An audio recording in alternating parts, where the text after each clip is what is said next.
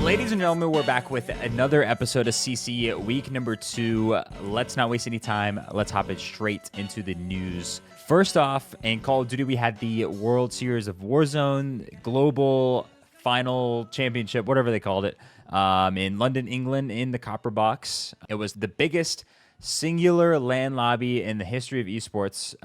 So I've been told. So the casters have said 150 people all on the same stage, 300 PCs, one gaming PC, a streaming PC. Every single person was streaming. A huge endeavor for Activision Esports Engine, and the entire event ran super smooth. Super impressed by the whole production team that was there. 3,000 people in attendance, completely sold out. From what I've read, the Copper Box was cut in half compared to an event like Rocket League that's been at the Copper Box, where they have the entire arena open with a 360 view of the middle Rocket League stage where the players play on. But the crowd was pretty good. I mean, with a Warzone event, it's kind of weird because people have their favorites. And, if you were at a Rocket League or CSGO event, there's one of two teams that are playing, and you're going to cheer for one team or you're going to cheer for the other. Whereas in Warzone, you might cheer for one out of the 50 teams that are there, and odds are that team's not really going to get a lot of screen time unless they're doing really good, like Hisoka or Biffle's team was. So the crowd was pretty good, and they were loud at moments, but a little underwhelming in other moments, especially when a team that no one really rooted for won. But we saw an absolutely dominant performance by Team Biffle that consisted of Biffle, Sage, and Shifty. And they were one of the favorites coming into the event, and a lot of people had their money on Team Biffle, Team TBE, which had Tommy, Noobs, and Almonds, or Team Hisoka.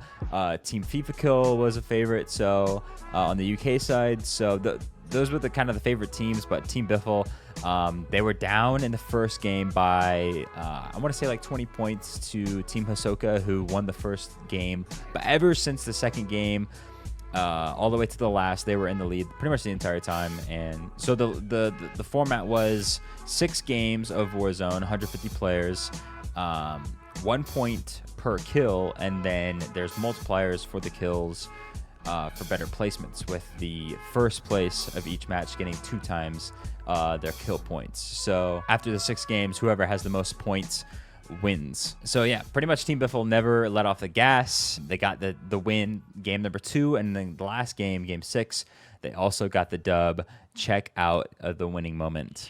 Shifty back up on his feet. Biffle still the south front, and there he goes. The push on to flanked. Smixy squad is wiped, and Biffle stand up, your winners of map number 6 and a $100,000 World Series of Warzone Global Final Champions. Team Biffle, go get your trophy. You earned it, and you earned it in style. A massive victory and a ton of points with a ton of cash. I will say, the first place pricing was a little underwhelming compared to other esports. We saw ALGS the prior weekend, first place getting $200K each for each player, $600K total, whereas World Series of Warzone, it was a $500K event, first place taking home $33K each, or $100K total. I mean, obviously 33K is nothing to scoff at, but definitely want to see some more event-focused pricing instead of having the online qualifiers having a lot of money on them, and then also having first place take home more money in the future, because it really adds that prestige and the excitement to winning the whole event. Whereas with pricing that's broken out more across the players, it's more players are okay with getting 3rd, 5th, or top 10. Like you want people to want to win and not be okay with just getting top 5. So a big debate kind of broke out when Shifty, in an interview with some of the press, was saying that he would consider coming to the CDL if an offer opened up to him. A big debate broke out over the gun skill, the talent of CDL versus Warzone pros. A bunch of people had differing opinions. The gun skill of Warzone people aren't there. The game sense the knowledge isn't there for people that play Warzone. But one of the people I trust the most in this conversation is Crowder, and here's what he had to say about that. He's gonna probably play multiplayer next year to start the year. If he gets like right people around him and stuff, like I think he'd be pretty good. Like he plays S&D, he's really good at S&D. Like he has potential. He might entertain the idea, and I do think he has a talent to switch over and be good. Now again, there's a lot of other stuff that goes to being in the CDL when it comes to awareness, your attitude. Attitude is huge. Competing, watching VODs, that culture is the biggest difference between a challenger player and a pro almost every single time. Kind of a silly debate in my opinion, because it's almost apples to oranges, but I would say raw gun skill, we kind of have to admit it's pretty even. Like I think that's kind of undeniable, but where it really gets to the difference is the intangibles, like Crowder said. Oh, one thing I forgot to mention is we got a in-person interview, the first ever in-person interview with Sage, the world champion of World Series of Warzone. I asked him a few things about the event and how it went. Check it out. Ladies and gentlemen, welcome to the first ever in-person CC interview. I'm with the 2023 Warzone, World Series of Warzone champion, Sage. How are you feeling after that dub? I'm cozy. I'm chilling. It was a fun-ass tournament, fun-ass event. Super hyped for, going through all that to finally win. It was a good event, So, a lot of people were saying Activision kind of looked at this event to see if they'll do another Warzone event. You think they'll do another Warzone LAN next year? Man, I hope they make like some big plans for LAN events. I feel like Warzone LAN events or like BR LAN events always usually pop off. Like AOGS, I mean, you've seen the numbers they have. And, I feel like COD's way more like known. So maybe the COD BR, like an add-on of COD, could probably do numbers. I hope it does. Do you think, I feel like everyone kind of sees the solo YOLO as a joke. Do you think they should still have solo YOLOs at LANs or just focus on trios? I feel like the pricing should not be that much. I feel like maybe raise the pricing for like first, because we're only making 33K out of a 1.2 million, prize pool. I feel like the cut for that should be way better. 3 guys just work so hard for 100K, and 1 guy can make it just off of 1 map. It's a joke, honestly. Yeah, I agree. And then you look at, another BR ALGS, and the first place is 600K, and each person gets 200K each. So I feel like it should be on that sort of caliber. And there's a lot of money in the qualifiers, online stuff. Do you think maybe the qualifiers should have had less money?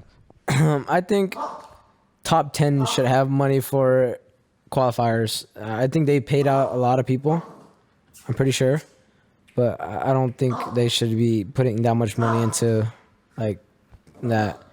Like it was pretty much like just giving away money to everybody, honestly. So we got COD Next coming up and MW3. You excited for that stuff? Dude, I can't wait, dude. Because that kind of like just defines, it defines how good the game's going to be.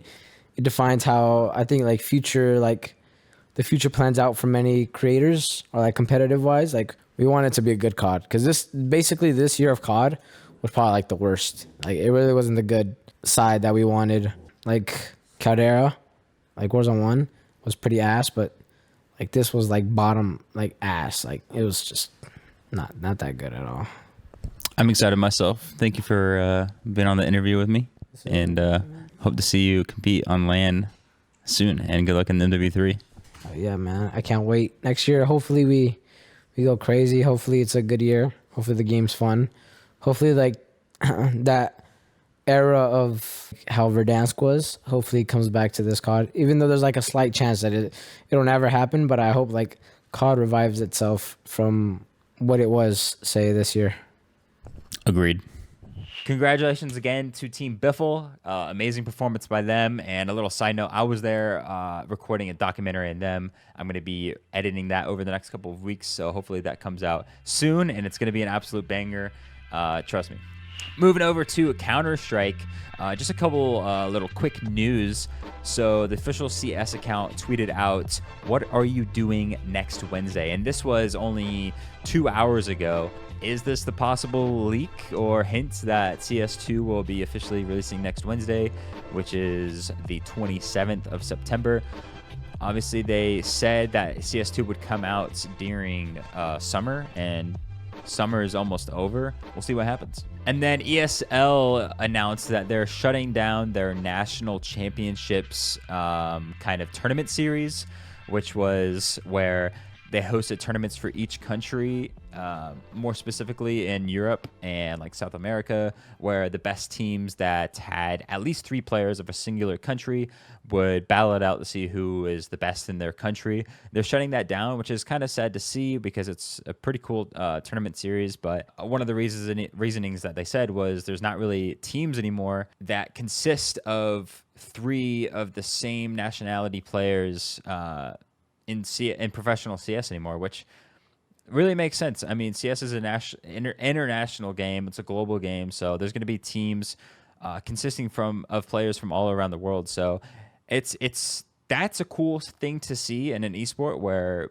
people from any nationality can play together. But it's also sad that we don't see that nationality in esports anymore, like we see, with the World Cup. Like the World Cup's the biggest event in the world, so definitely hope we see some more national representation in esports. I know that's something Hitch has wanted to do in Call of Duty for a long time, so I think there's definitely opportunity there. It's just a matter of time when. In the fighting game community, we had a hype 1v1 Waka Flocka versus Sonic Fox.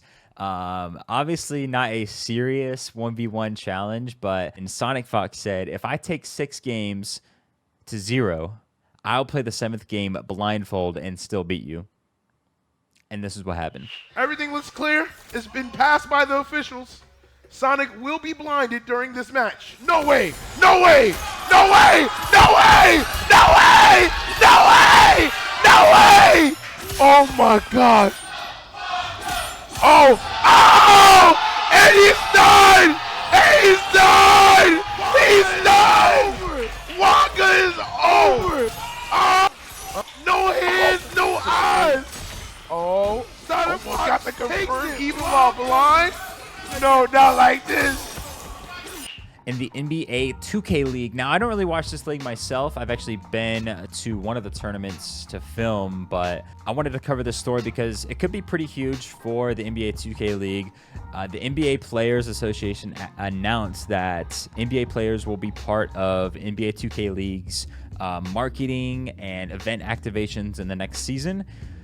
This is pretty cool, and I think there was some sort of deal where I can't remember if it was MLS or NBA, but I think it was NBA, where the NBA players couldn't associate with the NBA 2K League teams that were kind of associated with the official NBA teams, but it seems like now they reached an agreement where they will be a part of that. So this might lean more towards, adding like a bit of fun and entertainment to the league instead of the competitiveness of it. So we'll see how they capitalize off of this marketing in the coming season, and maybe we'll see the 2K League have a bump in its fanfare and viewers. Who knows? Some major drama going down in the Apex Legends community, with NRG officially exiting Apex Legends for the time being indefinitely. And this came with an announcement from Sweet himself. NRG also did not have a merch booth at any of the LANs and seemingly was not very interested in the esport, unfortunately. EA is mostly to blame here, considering the orgs and EA never reached an agreement about a revenue share. And as much as Apex seems like it's doing great during LAN time, there are some foundational issues that limit the esport from growing any further. Legacy orgs such as G2, Liquid, Cloud9, and now NRG have made the same decision.